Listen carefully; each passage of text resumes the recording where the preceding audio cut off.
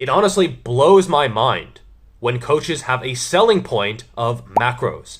Oh my God, my coaching includes macros. It is not hard to do. And by the end of this video, you should have a very clear idea about how to set up your own macros. It's not difficult. A shaved monkey could do this.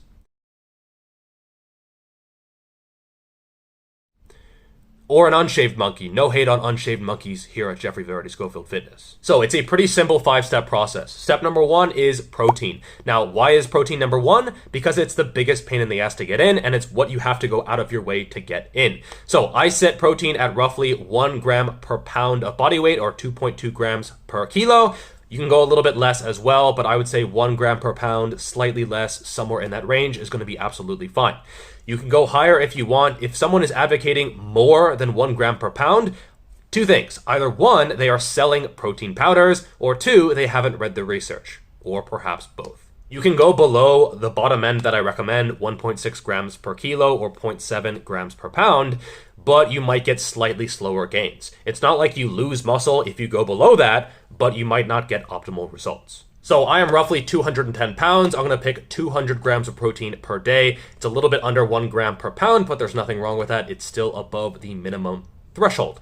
Number 2, you calculate your total caloric needs. Now, there are a few calculators that can give you a starting point, but keep in mind, this is just a starting point, and you need to adjust this over time in order to get optimal results. So I'll link a few calculators in the description below. Now, depending on your goals, you can either go up in weight, maintain your body weight, or go down in body weight. This is going to be a small caloric surplus, maintenance, or a small caloric deficit.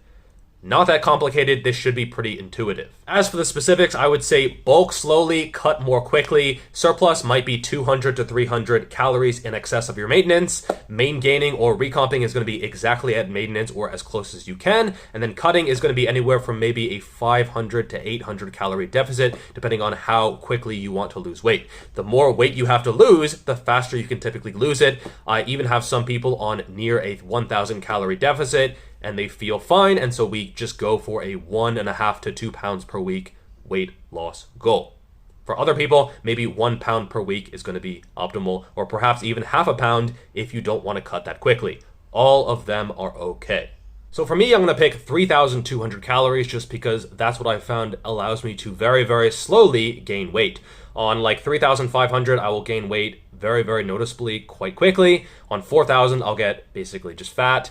On under 3,000, I will typically slowly lose weight. So for my goals, 3,200 is appropriate. For you, it might be something completely different. Number 3, you set your carbs and fats. Now, unless you're doing a ketogenic diet, which requires very low carbs in order to get into ketosis, I would say most people should have at least 20% of their calories from carbs and at least 20% of their calories from fats. The remainder is basically up to you.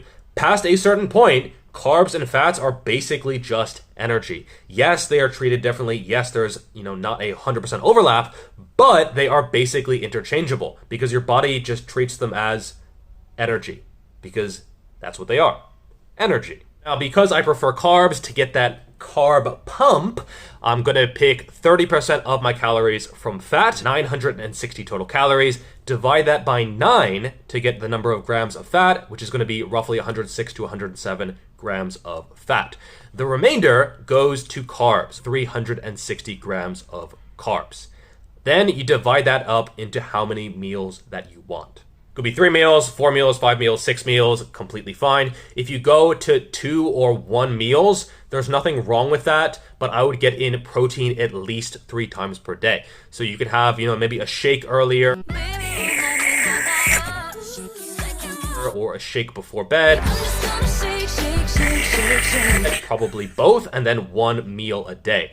I would say that's probably not optimal, but if that's what gets you to your goals, then it's fine.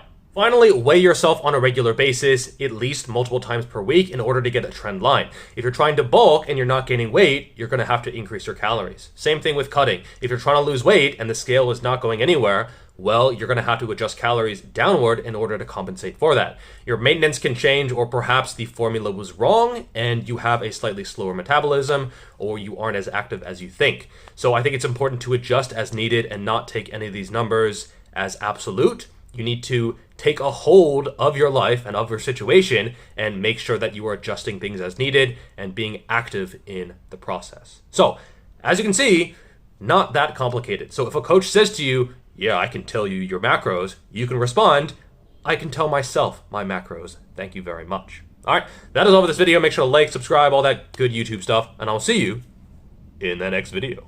Peace. By the way, there are still some coaching positions open. The prices are a lot more agreeable than the first screenshot. $349 a month. That's ridiculous. Don't pay that. Plus, it comes with a hell of a lot more support than just macros.